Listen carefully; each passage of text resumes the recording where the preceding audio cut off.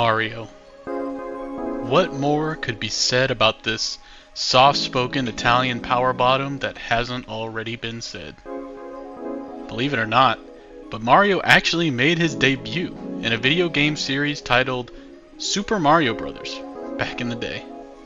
A lot of iconic gaming staples can actually be traced back to this little-known gem, but we're here to talk about just one.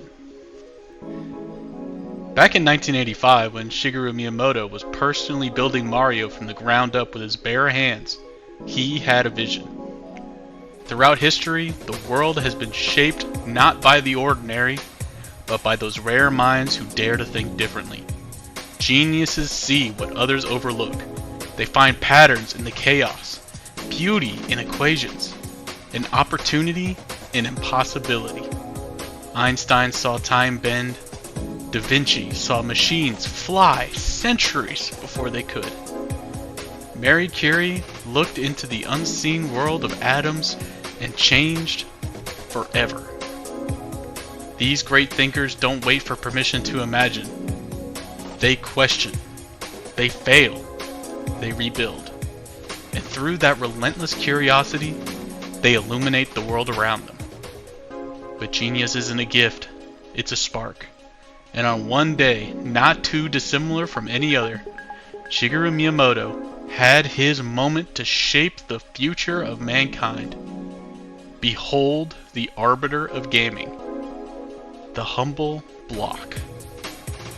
Using what historians describe as some kind of advanced digital rendering software, Shigeru Miyamoto iterated on an early prototype version of what we would all come to know of as a block.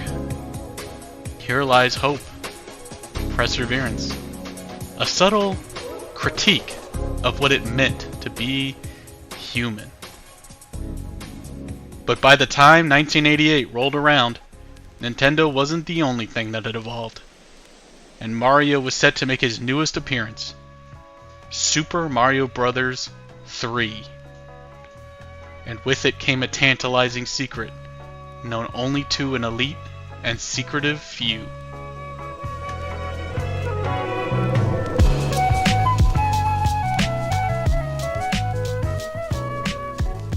Before we jump any further down this rabbit hole, I recommend booting up a copy of Super Mario Bros. 3 for yourself. Any version is suitable for our academic purposes, whether it be from the original Super Nintendo Entertainment System, or the Super Famicom, or the updated version for Super Mario Bros. All-Stars, or even the version for the Game Boy Advance, Super Mario Advance 4, Super Mario Bros. 3. Hell, if you're really dedicated, you can even find Super Mario Bros. 3 on Virtual Console for the Wii, Wii U, Nintendo 3DS, Switch, and Switch 2. I always recommend playing on authentic hardware on a proper CRT television or monitor, preferably a Sony Trinton KV27FS120 because of its subtle influence on the display. Now, take a moment to clear your mind. This isn't some kind of trick, and it definitely isn't a dream. This is a journey.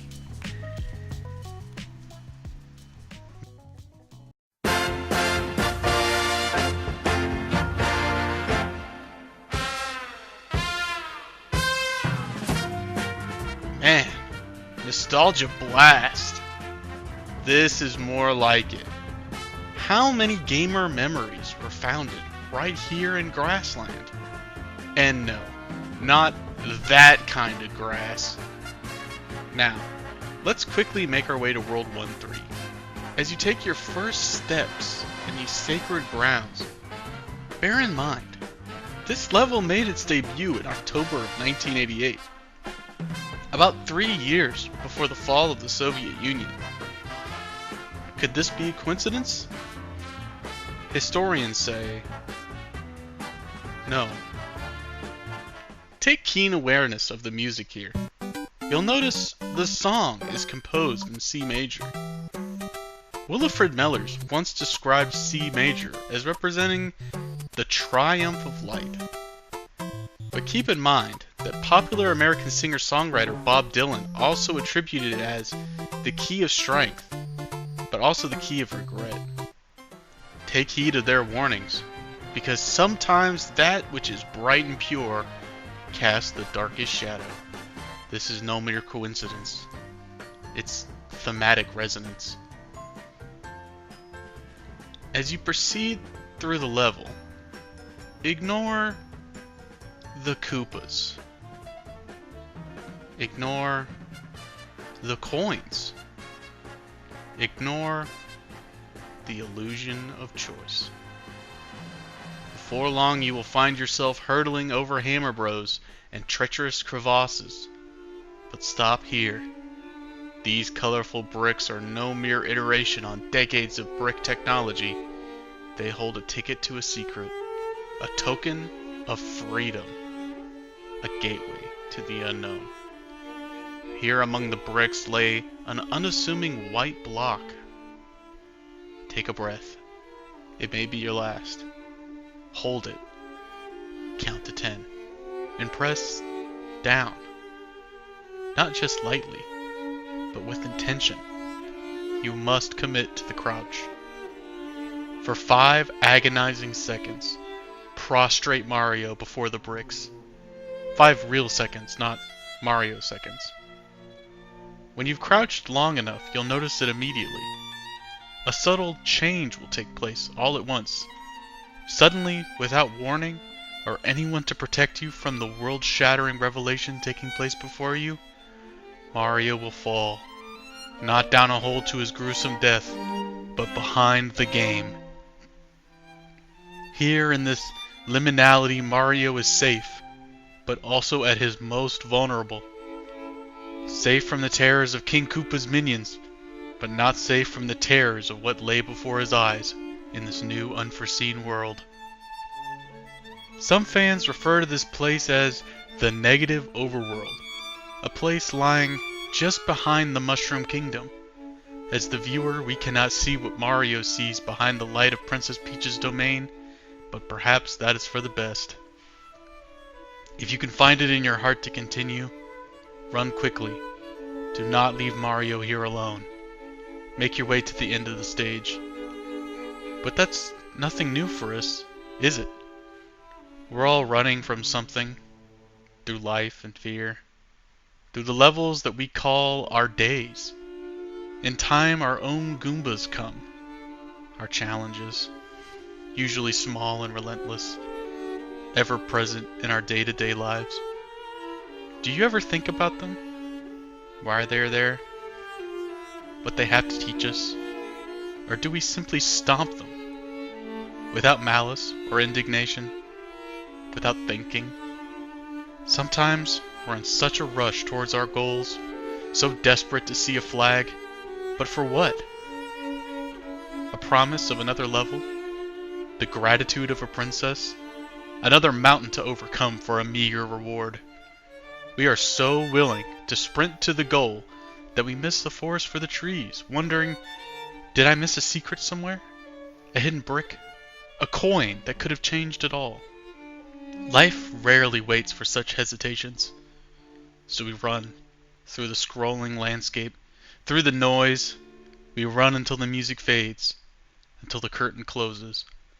And only when it does do we realize that we were never chasing a simple ending. We were learning how to find the strength to keep moving.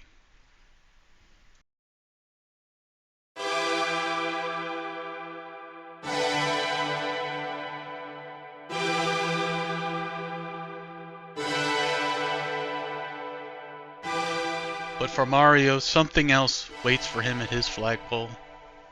A hidden secret betrayed behind the black curtain. In this realm, you will discover a white chest containing but a single artifact. The Warp Whistle. A simple item. A trinket in a chest. Yet it hums with something greater. It promises escape, a whisper of a shortcut, of skipping ahead, leaving the slow and painful work of now behind. But isn't that what we all want? To jump worlds without walking through the ground between them? To skip past the hard levels, the deserts, the fortresses, the parts that really test who we are. The warp whistle is just a temptation disguised as progress. It's the illusion that faster means better. We blow it and vanish, whisked away by the winds of convenience, forgetting that maybe the journey was the point all along. Because the true test of a player isn't how quickly you can reach World 8, but how deeply you can understand how you got there. But even as we hold the warp whistle in our trembling hands, we must ask ourselves, should we? Is it truly our power to wield? The instrument that bends the fabric of worlds and time, that commands the winds themselves to obey but a plumber's call? We tell ourselves it's just a game, pixels and sound. Yet somewhere deep down we know, power, even in its smallest form, demands reverence. In our hubris, we think to ourselves, how clever, masters of shortcuts, lords of progression, but by what right do we have to summon the storm? To leap beyond the journey laid for us, rewriting destiny through the careless breath of a mortal man? Perhaps the whistle was never meant to be used. Just a test, a question, whispered by the gods. Will you walk the path or try to escape it? And every time we raise it to our lips, we answer, not with courage or wisdom, but by the echoing sound of impatience. To use such a power, we have to understand it. The white brick represents that liminality, the threshold between the visible and the unseen, the known and the mysterious. On the surface, it's just an ordinary block, one of many indistinguishable, until one chooses to kneel in humility before it. That act of crouching, a gesture of submission and patience, becomes symbolic. Only by stopping, waiting, and lowering oneself does Mario gain access to a hidden layer of reality. In this way, it could almost be seen as a religious experience for Mario. Allegorically, the white brick functions as enlightenment. It rewards faith in stillness rather than motion and aggression, defying the usual rhythm of the game. The player must resist their instinct to move forward in order to transcend. It's a subtle parable about revelation through restraint. Thematically, it suggests that the Mushroom Kingdom, like life itself, contains hidden dimensions, not seen by the hasty or the proud. The white brick is not just a secret, it's a reminder that truth often lies behind patience and quiet awareness. Where the white brick teaches humility, the warp whistle tempts with power. It's the reward for enlightenment, and simultaneously, the test that follows it. The whistle offers transcendence, not of perception but of consequence. It promises escape from hardship, a leap across worlds, an erasure of effort, the divine shortcut. Yet its nature is double-edged. In using it, the player denies the very structure that defines the journey. The whistle symbolizes humankind's eternal temptation to control fate, to bypass growth and struggle. Mythologically, it's akin to stealing fire from the gods or eating the fruit of forbidden knowledge. Thus, the warp whistle embodies both freedom and hubris. It is liberation through denial. The moment the player chooses convenience over experience. Thematically, it forces reflection. Are we the explorers seeking understanding, or conquerors seeking speed? Together, the white brick and the warp whistle form a quiet narrative arc. A miniature mythology hidden in pixels. The first asks us to look inward to find meaning. The second asks us whether we deserve the power that meaning grants. In that sense, Super Mario Bros. 3 becomes more than a platformer. It's meditation on discovery and temptation. It's a playful parable on the cost of transcendence.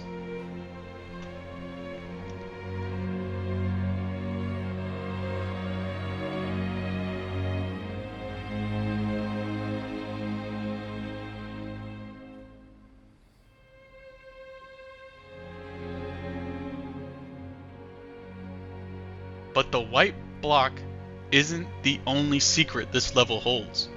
No, I tell you there is another. Let's, for just a moment, return to where this entire journey began. Here in the beginning of World 1-3. You made a choice, and you didn't even know it. Gaming researchers refer to this structure as the Koopa Bastion. You may wonder what the Koopas could be guarding so fervently. Send a shell down this path, and you may think to yourself, nothing. It's just a simple folly of some treacherous turdies.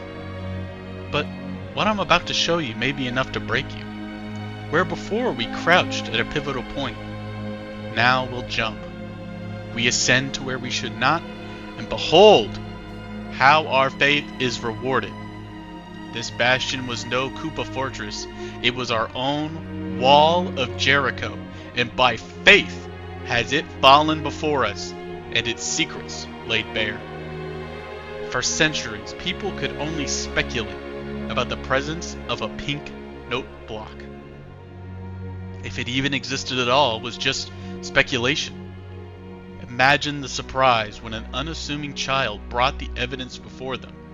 I'll tell you now, there was no lack of jubilation. Where before we crouched, fell into a dark world full of temptation and forbidden power, now we jump onto the pink note block and into the sky.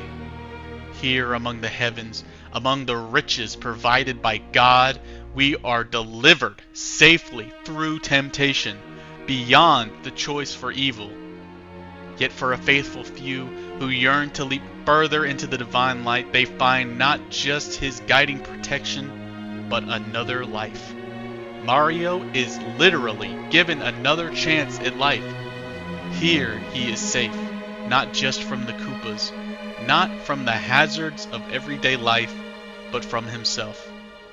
It's not so great a leap to suggest that the two secrets represent the literal heaven and hell of the Mushroom Kingdom. But if we're the one to guide Mario through this decision, then, well, what are we? Now, the question everyone is no doubt asking themselves, did Shigeru Miyamoto really intend all of this? He had to. To suggest otherwise would deny the staggering symmetry of his creation, a design so precise that even its accidents carry some form of intention. The white block, the warp whistle, the note block, these are not mere curiosities, not accidents. They form a trinity of meaning. The white brick teaching submission, of humbling oneself before mystery to pass into a hidden world. The warp whistle embodies temptation, the dangerous allure of power, the shortcut through suffering, the human desire to transcend the very lesson struggle is meant to teach. And then, at the other extreme, the pink note block, a divine loophole that lifts the faithful above it all. Mario, who leaps not to defy, but to trust, finds himself in the clouds, freed from danger, untouched by sin, delivered safely to his destination. These are not coincidences, they're moral architecture. Each secret, each mechanic is a parable, an encoded reflection of choice, faith, and consequence. And if we can see that, if we can trace the spiritual logic connecting crouching, humility, forbidden ascension, and divine elevation, then surely Miyamoto saw it first. He had to. For only a creator who understood the frailty and brilliance of human will could design a world where even a plumber's jump reveals the metaphysics of existence. We are not simply reading too much into Super Mario Bros. 3.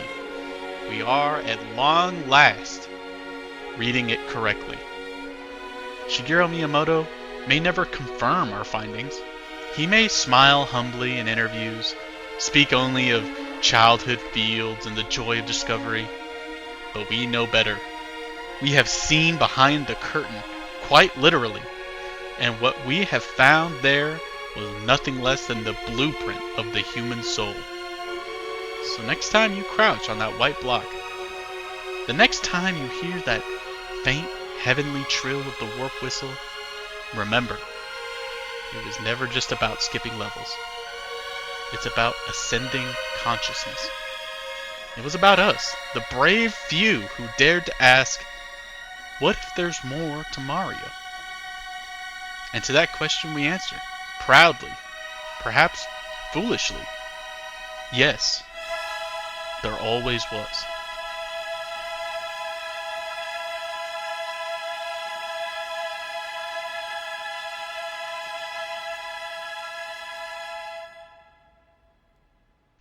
If this video helped you, make sure to like, subscribe, and leave a comment describing your favorite type of block. And join our Patreon for exclusive access to my upcoming 14-hour analysis on the Hammer Suit's psychological implications. This has been Poppin' Dog Gaming, reminding you, sometimes the real secret isn't behind the scenery, it's behind our own walls.